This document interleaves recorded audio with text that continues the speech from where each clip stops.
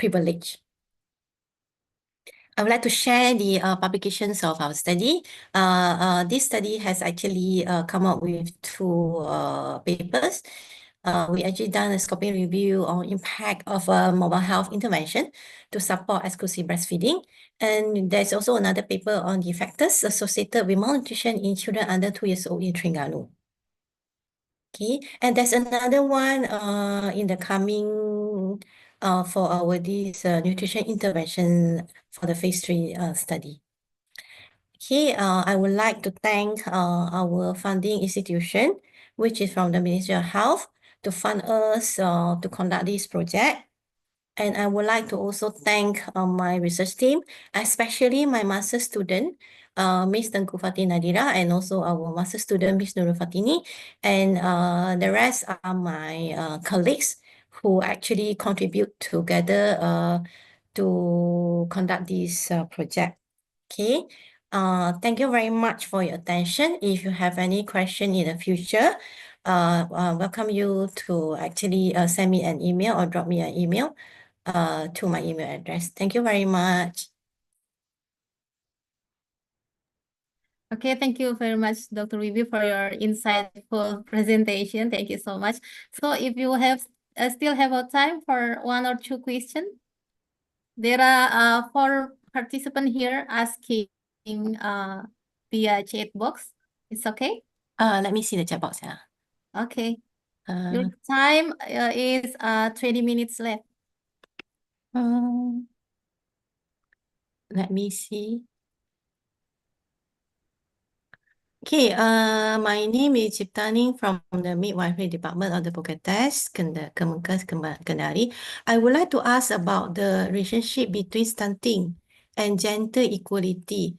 How do gender inequality in the household, example, access to nutritious food and women's workload affect the prevalence of child stunting? And can women's empowerment and programs be integrated into stunting prevention strategies? Actually, thank you for your question, Miss Ciptaning. This study, we actually do not looking at the gender equality. We only conduct as same both boys and girls in the study. So I don't think I can tell you what about the gender inequality in the household. Are you looking at the mothers because of this workload that they have more chances of giving birth to a lower weight children? Or you're looking at the children that relate with the stunting?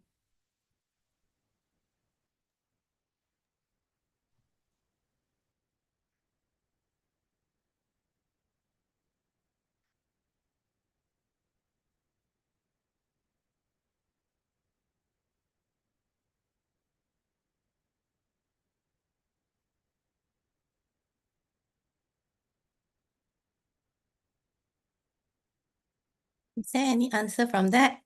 Are you looking at the mother or you looking at the children? Because the question is not so clear.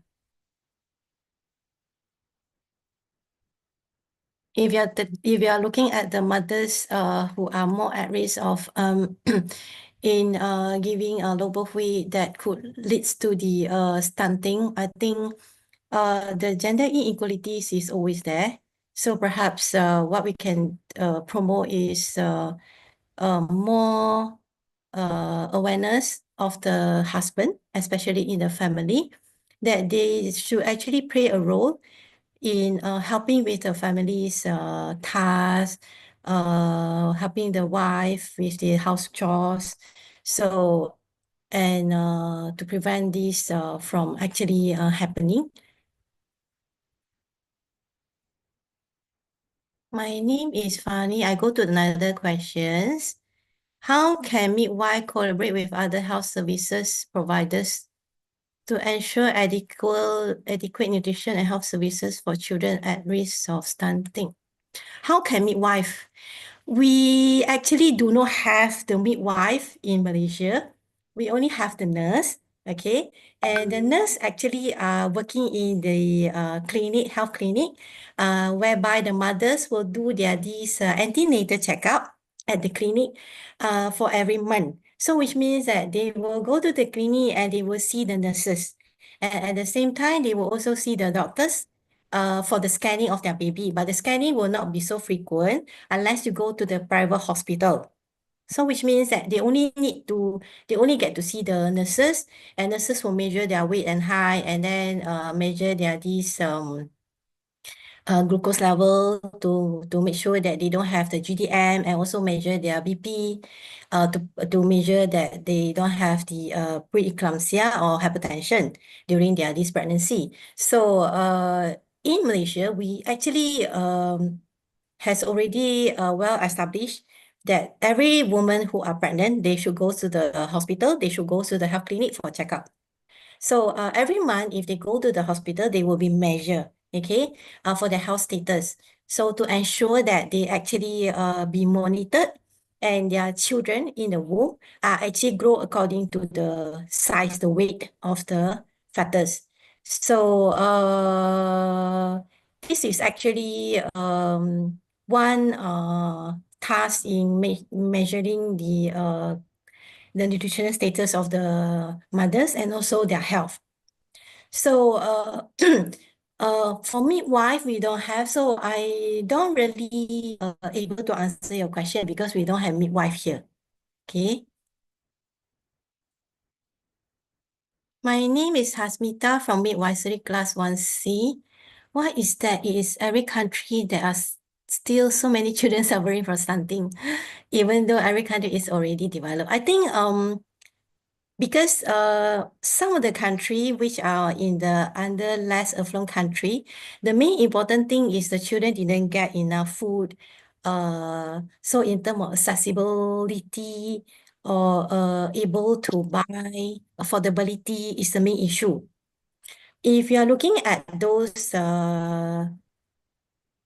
states or those area with the more higher income groups, these issues are less happening, especially like in Malaysia. The states that are high in prevalence of stunting is those in the East Coast and those who are quite less affluent states. So those in the center region are less with this. I think because they are more affordable and they are more higher buying power, and they are also with more higher education level, so that the mothers actually have more knowledge and they know what are the food to choose, what are the good nutritions that they can give to the baby when after they were born. So I think we can't really answer why is it the stunting is still like happening in so many countries, even though they are already developed. Because in each country, although you will have those who are very rich, you will still have those who are very poor. So there are still inequalities in terms of the incomes among the household. And these are the issues that we need to think of, how to help those less affluent people, those who are not so rich people, to be able to buy enough food. Because when we go to the community, when we do our survey, we find out that those who are quite poor, they don't have enough money to buy milk for their children, their baby. So what they can do is perhaps when they cook the porridge, they will cook a more watery porridge, okay? But perhaps less meat basis, less protein, okay? And then formula milk is very expensive. In order to buy formula milk, they need to spend quite a lot of money, okay, for the growing up children. So some family actually use the susu pekat manis, okay, to mix and then to let the children, the infant drink. So in order to save the money in the household. So I think this is a key issue. The household poverty is still the main issue if you want to actually reduce stunting. So perhaps need more strategies in helping those in need, especially those who are very poor.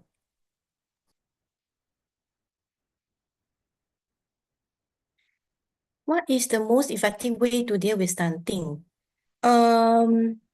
I think what we can do is prevention before the stunting can be occurred. So that's why we propose that every mother, when they were pregnant that time, they are supposed to go to the health clinic for checkup. So especially to prevent they give birth to low birth weight children. So nutrition during the pregnancy is crucial, and they should get enough vitamin, enough mineral when during their pregnancy. So after the infant is born, they should also go back to the clinic for every month checkup so that the baby will be weighed and the baby will be actually measured for their length for HZ score. So at that time, because in Malaysia, mothers will be given the book, when they give birth to boys, they will give a blue book. If they give birth to girls, they will give a pink book. So pink and blue book are the short form that we use for the mothers when they go to the clinic to measure these infant. And their infant, when they will measure, they will be plot with the child growth standards in the blue or pink book. So if they bring their kids, their children to the health clinic, the baby will be monitored. So which means that we will take their weight, take their height, and we will know already whether the growth is actually proportional or not of their height and also their weight. But the issue is after the baby is born, the immunization rate of children to be injected, not necessarily done by the mother.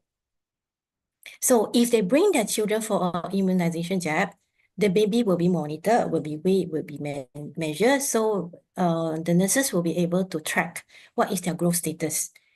The problem is there are quite a lot of dropout, whereby the mothers think that may not be necessary to go to the clinic, or maybe because they are too poor, they don't have that extra money to pay to go as a transportation to go to the health clinic. So they may want to compensate with the other household needs as well. So that's why the baby will be dropped out and there will be no measurement. So if they left at home, especially with mother who with low knowledge, they will not be able to actually understand what are the best nutritious foods that the baby is supposed to take during their growth below 2 years old. Okay.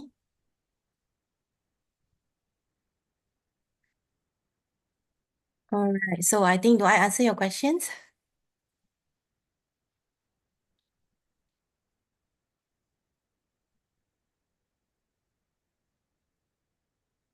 There is one question of the Nanda from Midwifery Department. I want to ask something. Why do resource-rich countries like Indonesia still face high-level stunting? Well, I think I can't answer your question. Why do resource-rich country like Indonesia still face high-level stunting? Does it reflect a failure of global governance? I think this will be best answered by your own speaker from Indonesia. I think I answered all the question already. If you have any further question, you can email to me.